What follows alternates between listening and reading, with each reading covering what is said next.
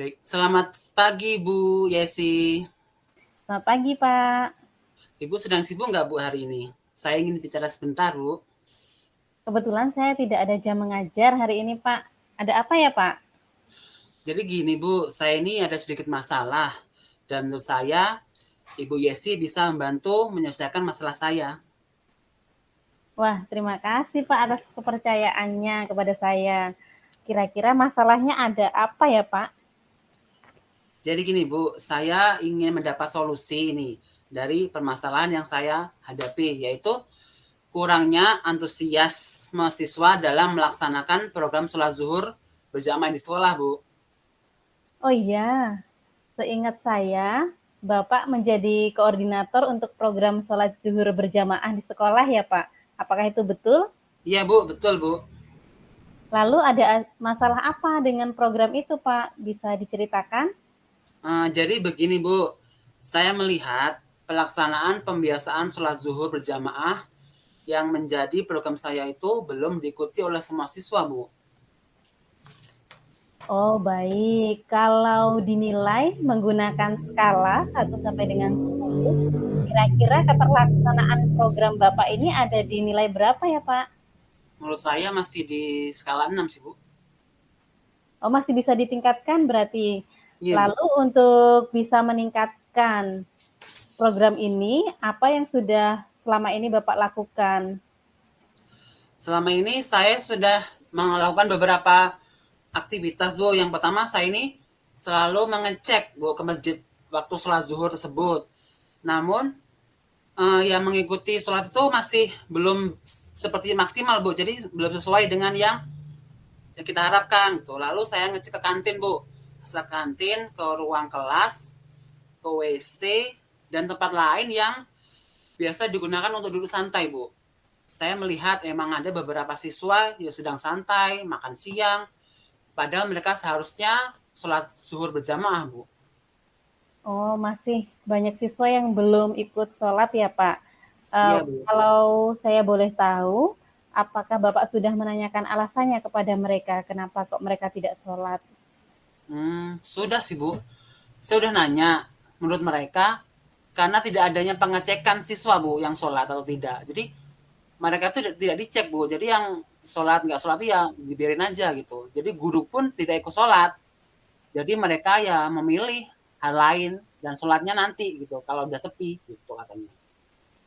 Oh ya, baik. Jadi guru belum bisa memberikan teladan ya, Pak. Apakah selama ini Bapak sudah melibatkan wali kelas dalam program ini? Belum Bu, saya belum melibatkan. Jadi selama ini masih pakai kontrol ketua kelas Bu. Oke, baik. Jadi hanya ketua kelas saja yang mengontrol kehadiran siswa di masjid. Lalu, menurut Bapak, apakah wali kelas bisa kita libatkan dalam program sholat zuhur berjamaah ini? Oh iya, saya baru kepikiran Bu ya. Jadi wali kelas bisa juga digunakan ya Bu ya, bisa dilibatkan untuk mengecek siswanya ya. Oh sekaligus bisa ikut mendampingi sholat Jumat dan memberi contoh kepada siswa ya Bu ya. Iya, betul sekali Pak. Jadi, wali kelas bisa memberikan contoh untuk ikut sholat Jumat berikut dengan mengecek kehadiran siswa di masjid. Lalu, untuk pengecekan ini, Bapak kira-kira sudah memikirkan bagaimana cara untuk memudahkan wali kelas mengecek siswa yang hadir atau tidak saat sholat zuhur berjamaah? Sebenarnya sudah sih, saya sudah punya ide sih Bu. Kalau misalnya saya pakai kartu kendali gimana Bu? Wah, kartu kendali. Ide yang bagus Hmm. sepertinya, Pak. Tapi bagaimana teknis pelaksanaannya? Jadi gini, jadi setiap siswa diberikan kartu kendali itu berisi kolom, tanggal pelaksanaan dan tanda tangan atau paraf wali kelas gitu. Lalu setelah sholat mereka minta paraf kepada wali kelasnya gitu Bu. Wah, idenya cemerlang sekali Pak Irawan ini. Dari yang Bapak sampaikan tadi, kira-kira masih adakah hambatan yang mungkin terjadi saat pelaksanaan menggunakan kartu kendali ini? Kemungkinan tidak semua wali kelas Bu mau melaksanakan kontrol di masjid Bu. Jadi biasanya tuh mereka tuh ada yang sholat di masjid, ada yang sholat di kantor, dan di tempat lain gitu. Oh ya, jadi untuk mengatasi hal itu apa yang akan Bapak lakukan? Apa ya Bu ya? Saya juga merasa sungkan sih kalau mau ngajak rekan guru untuk mengikuti program saya Bu. Oh, jadi Bapak masih merasa sungkan ya untuk mengingatkan guru-guru yang Iya. lain. Baik, seingat saya, program ini pernah Bapak sampaikan dalam rapat Dewan Guru pada bulan yang lalu. Betul, Pak? Iya Bu, betul Bu. Ya. Apakah setelah rapat ini, lalu pelaksanaan, sudah pernah dilakukan evaluasi bersama? Belum Bu, saya masih memikirkan gimana ya cara evaluasi rapat kerja bulan ini. Namun sepertinya belum ada jadwal rapat kerja bulanan di bulan ini Bu. Kira-kira kalau saya kalau saya mengusulkan ke kepala sekolah untuk mengagendakan rapat dengan topik evaluasi program sholat zuhur, bisa tidak Bu ya? Usul yang bagus, Pak. Bapak bisa menyampaikan langsung ke kepala sekolah untuk menjadwalkan rapat khusus evaluasi ini. Hmm, ya Bu, akan saya coba. Nah, dari yang sudah Bapak sampaikan tadi, apa langkah pertama atau prioritas pertama yang akan Bapak lakukan? Yang pertama, saya akan berbicara dengan kepala sekolah. Kemudian, saya akan mengusulkan agenda rapat kerja bulanan untuk membahas program sholat zuhur berjamaah, Bu. Bagus sekali, Pak. Lalu, dalam rapat ini apa yang akan Bapak sampaikan?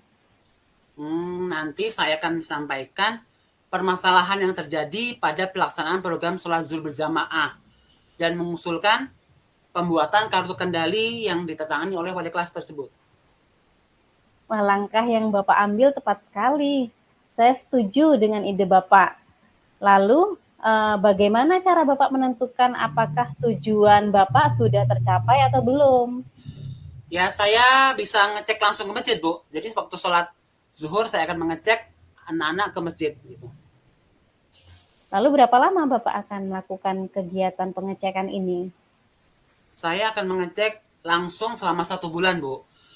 Namun bila wali kelas sudah terbiasa melakukan kontrol dengan kartu kendali, saya hanya ikut sholat zuhur berjamaah dan tidak mengecek keadaan siswa lagi gitu.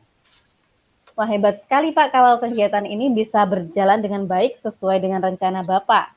Nah, untuk itu, untuk menjalankan rencana ini kita butuh komitmen Pak. Maka apa yang akan Bapak lakukan?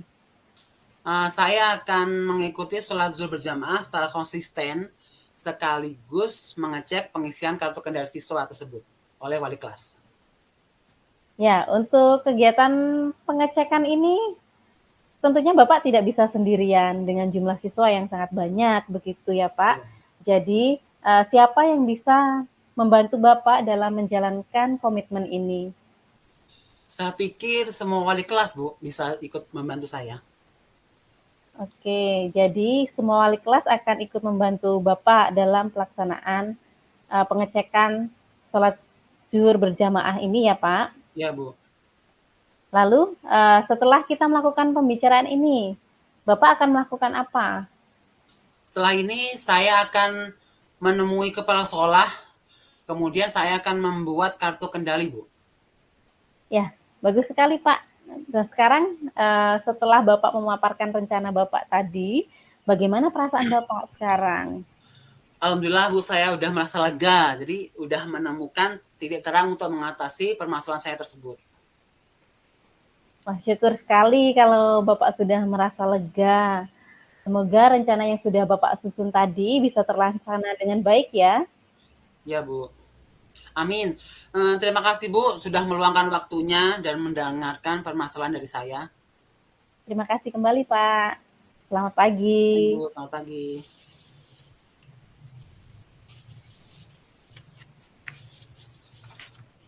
Baik, sekarang jeda Lanjut. dulu sebentar ya Pak. Ya, oke.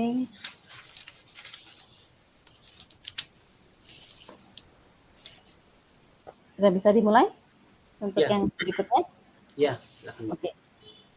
Kita mulai. Saya menjadi coach ya, Pak, Bapak. Bapak sebagai coach, saya sebagai coach. Ya. Ya, saya yang datang kepada Pak Irawan. Baik, kita mulai. Selamat siang, Pak Irawan. Selamat siang Ibu Yesi. Apakah Bapak ada waktu luang? Saya ingin bicara sebentar dengan Bapak. Oh iya, boleh. Kebetulan hari ini saya kosong. Mari Bu, silakan duduk. Terima kasih, Pak. Ada apa ini Bu Yesi kok kelihatan lesu? Apa ada masalah Bu? Iya, Pak, sebenarnya saya sedang ada masalah. Apa Bapak bersedia untuk mendengarkan cerita saya? Oh ya, tentu saja saya akan dengan senang hati Bu. Kira-kira ada masalah apa Bu?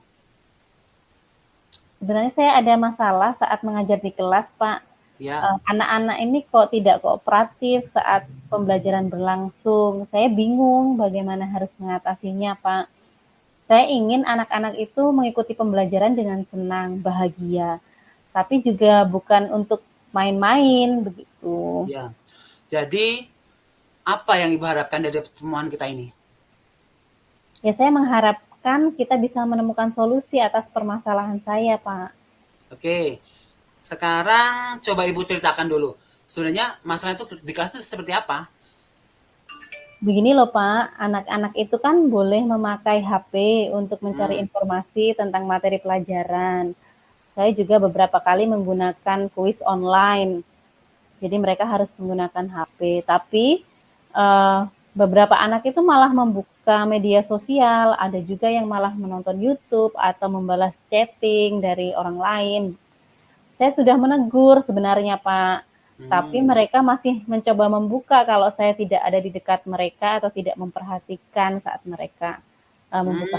Seperti itu. Apa penggunaan HP itu sangat diperlukan Bu dalam pembelajaran? Ya Pak, saya sangat butuh untuk penggunaan HP ini.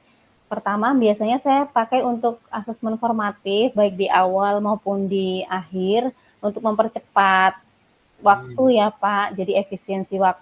Selain itu, kalau materinya itu bisa dicari di internet, itu saya juga biasanya menggunakan HP untuk studi literatur. Oh gitu. Apakah Ibu memberikan batasan waktu penggunaan HP tersebut Bu? Sebenarnya sudah Pak, tapi saya belum konsisten. Terkadang ada siswa yang belum selesai, searchingnya belum selesai. Jadi saya memberikan perpanjangan waktu ke mereka. Oh seperti itu. Kalau dilihat dari skala 1 sampai 10, sekarang Ibu ada di posisi berapa dalam pencapaian tujuan? Ya, saya merasa masih ada di posisi ke-6, Pak. Saya masih banyak memberi kelonggaran saat siswa menggunakan handphone tadi.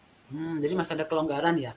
Ya, Sekarang bagaimanakah kesepakatan kelas Ibu? Apakah ada kaitannya dengan penggunaan HP Ibu? ada Pak sebenarnya. Kami sudah membuat kesepakatan kelas bahwa penggunaan HP itu diperbolehkan dengan seizin guru.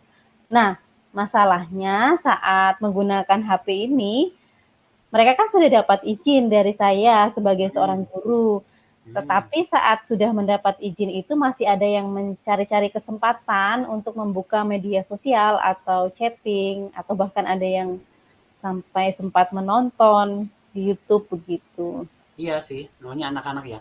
Ya, Lalu apakah Ibu sudah membuat keyakinan kelas Bu? belum Pak, saya baru sampai pada pembuatan peraturan kelas saja.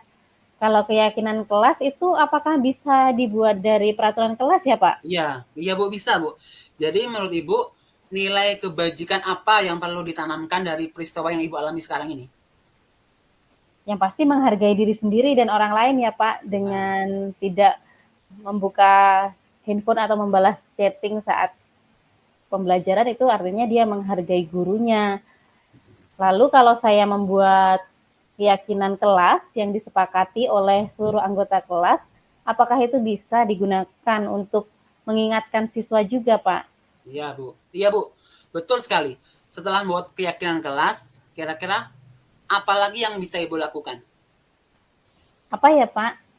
Kalau saya memikirkan untuk menghukum siswa itu kan sudah tidak boleh sekarang, baik Ya. menghukum secara fisik, begitu juga tidak boleh, atau yang tidak ada hubungannya dengan pelajaran saya. Tapi kalau saya juga hanya diam, hanya menegur saja, anak juga akan seenaknya membuka handphone tadi. Iya Bu, emang sekarang emang kita nggak boleh menghukum ya, apalagi fisik. Lalu Ibu udah pernah belum memanggil anak yang main HP tersebut Bu? Secara pribadi. Belum pernah sih Pak, saya selama ini hanya menegur saat jam pelajaran saja, mengingatkan bahwa HP-nya dipakai sesuai dengan kesepakatan. Iya. Terus kalau misalnya nih, apakah Ibu bisa meluangkan waktu untuk berbicara secara personal dengan siswa tersebut Bu? Bisa Pak, di luar jam pelajaran saya bisa meluangkan waktu untuk bertemu dengan siswa. Oh iya Pak, saya baru ingat minggu lalu kita kan sudah mendapat materi tentang segitiga restitusi dalam menyelesaikan Ya. masalah. Nah, kalau saya memakai tahapan-tahapan yang ada di segitiga restitusi itu, bagaimana menurut pendapat Bapak? Wah, itu ide cemerlang, Bu. Jadi Ibu bisa sekaligus mempraktekkan segitiga restitusi dengan masalah konkret yang terjadi sekarang ini, Bu. Wah, memang tidak salah saya mengajak Bapak bicara. Saya bisa memutuskan apa yang harus saya lakukan untuk mengatasi masalah saya. Terima kasih ya, Pak. Ya, Bu, sama-sama, Ibu.